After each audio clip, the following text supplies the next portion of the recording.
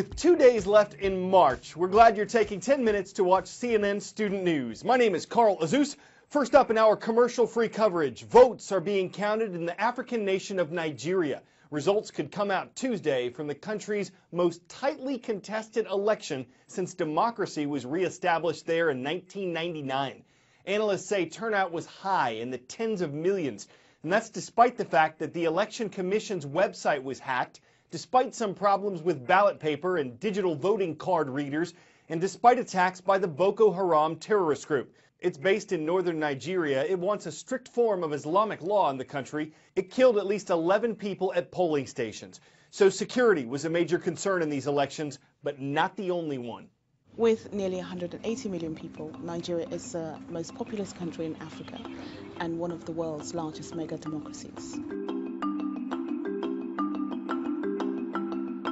I'm CNN journalist Stephanie Basari, and I was born and raised in Nigeria. The Nigeria I remember was a very peaceful country with different faiths mixing together and interacting peacefully, but that has changed significantly in recent times.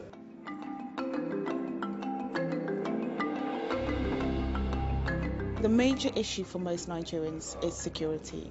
In the past 5 years, Boko Haram, the terrorist group, has killed and kidnapped thousands of Nigerians. They really came to the world's attention in April last year when they kidnapped nearly 300 schoolgirls. Past elections have also been marred by allegations of rigging and election violence.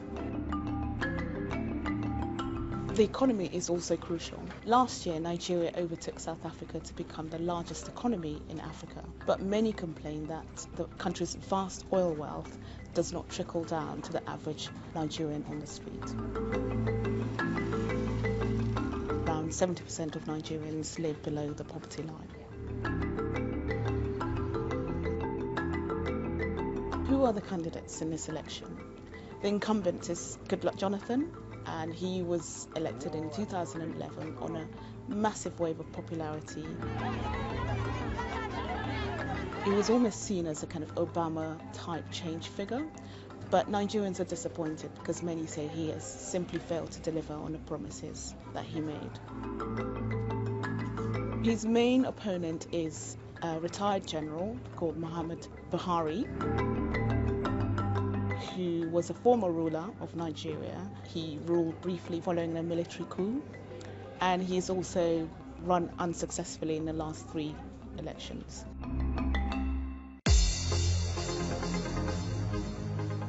Roll call! We're visiting coastal states today, but they don't all border an ocean. For example, take Pennsylvania. Has a tiny bit of coastline along Lake Erie. The Vanguard School in the borough of Malvern is online in the Keystone State.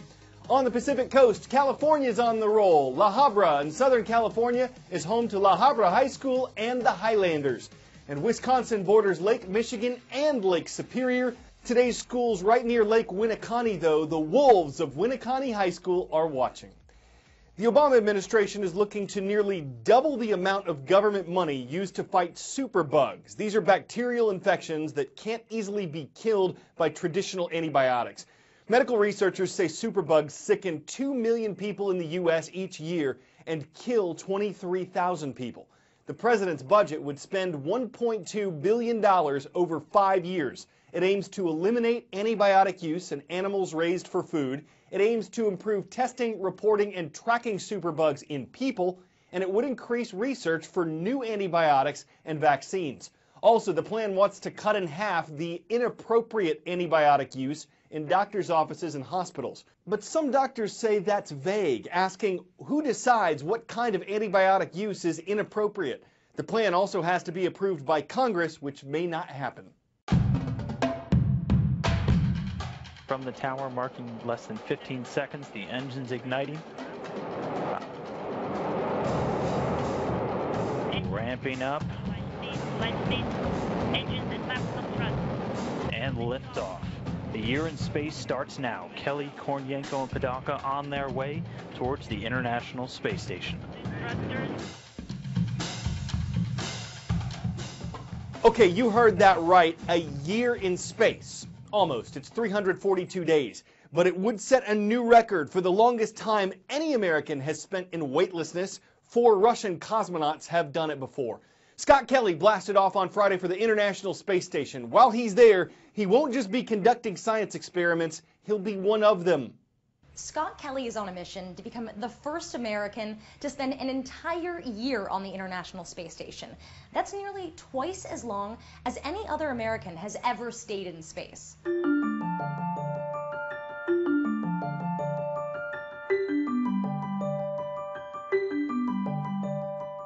Kelly will spend 12 months orbiting the Earth, and besides just being away from his family for a year, Kelly will also be away from something we all take for granted: gravity, and that will have a profound impact on his body. Kelly will take part in a bunch of studies to find out how low gravity impacts his eyes, his heart, his bones, even his brain. About a third of American astronauts have developed vision problems. It may be because without gravity, bodily fluids float up to their heads, causing structural changes in their eyes. But that theory has never been fully tested. NASA scientists have documented cardiac arrhythmias and decreases in heart function in spaceflight. Spend a long time off the planet, and your bones thin. This puts astronauts at a greater risk for broken bones and osteoporosis. How does being confined on a space station for long periods of time affect your thoughts and your behavior? NASA says knowing this is crucial if we're ever going to Mars or deep space. But how will we know if being in space is the cause of Kelly's body changes? NASA has the perfect specimen to compare him to: his twin brother, retired astronaut Mark Kelly. Mark Kelly has volunteered for NASA's twin study to see how the identical twins change over a year in very different environments. So Mark will be here on Earth getting poked and prodded by researchers, while Scott makes history in orbit. Kelly won't be alone on the space station. A Russian cosmonaut also is taking part in the one-year mission, and several other crew members will rotate in and out during Kelly's stay.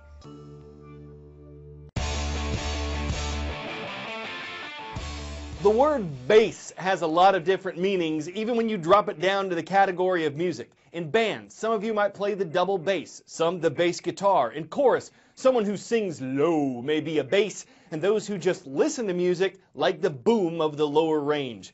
But could there ever be use for a subwoofer on your stovetop?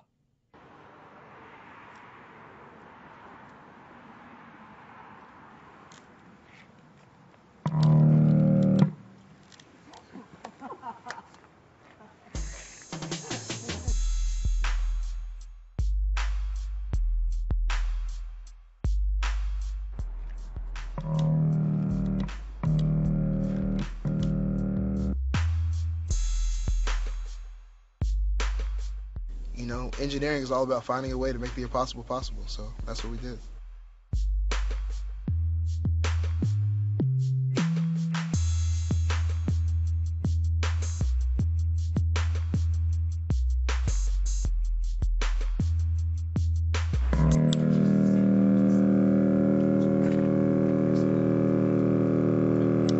I see this device being applied to a lot of things. First off, I think in the kitchen, it could be on top of a stovetop. But eventually, I'd like to see this applied to maybe swarm robotics, where it'd be attached to a drone, and that would be applied to forest fires or even building fires.